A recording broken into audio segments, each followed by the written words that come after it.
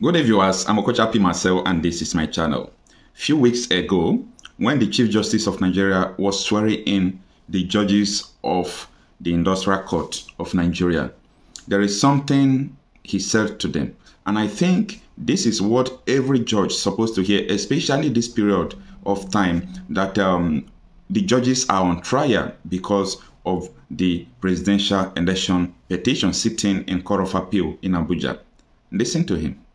Many high-profile cases will definitely come to you, and they may likely come in company of some juicy, irresistible temptations, especially when they involve mouth-watering financial and business transactions. I'm making it clear to you now that you must flee from such disguised danger. What the Chief Justice of Nigeria is saying is so nice. I think this is the best thing I have heard from this man. But the question remains, are they just saying it for people to hear, or are they remaining true to what this man is saying, including this man himself?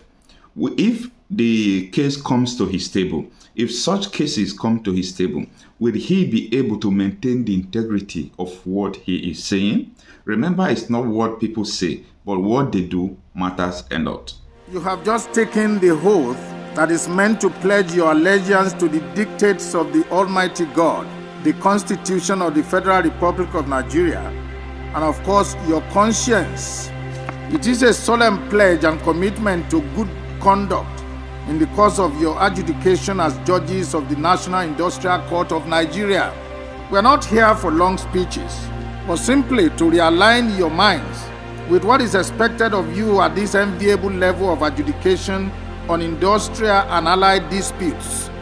Many high-profile cases will definitely come to you, and they may likely come in company of some juicy, irresistible temptations, especially when they involve mouth-watering financial and business transactions.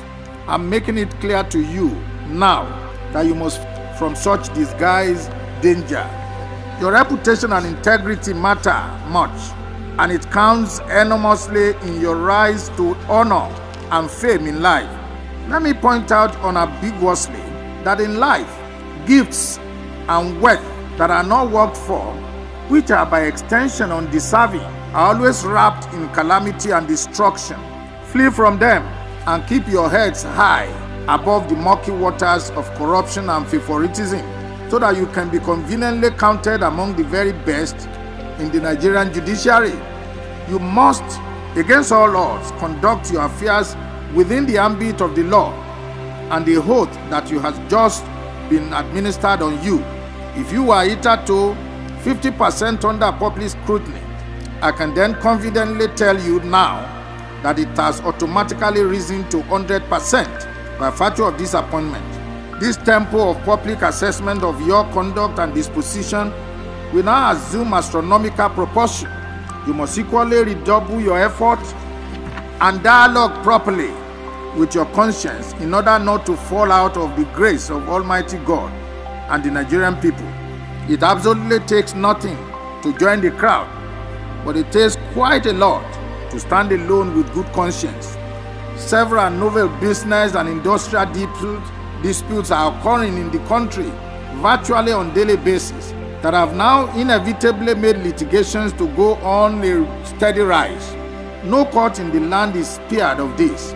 We are constantly on our toes, and the dockets are ever rising in response to the challenges of the time.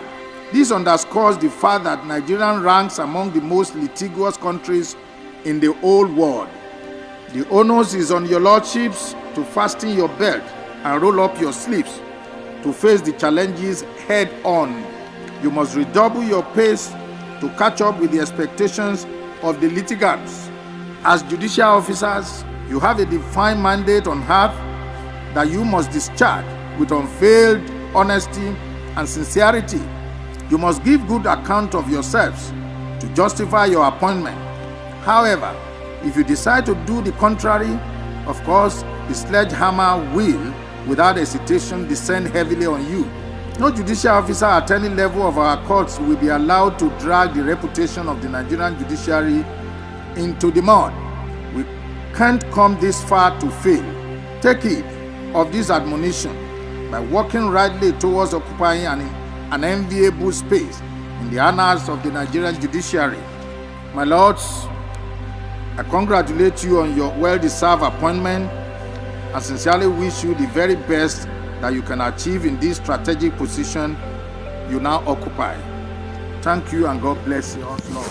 Yes, this man spoke well, but the same question I'm asking is, it's not all about words. Will these people be able to maintain the integrity of what the Constitution stipulates?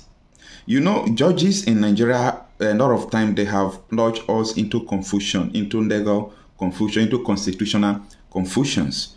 Just for example now, the 25% mandatory vote issue that P2B has brought before the Court of Appeal, this same case has been judged by the Supreme Court. The justice has been passed by the Supreme Court.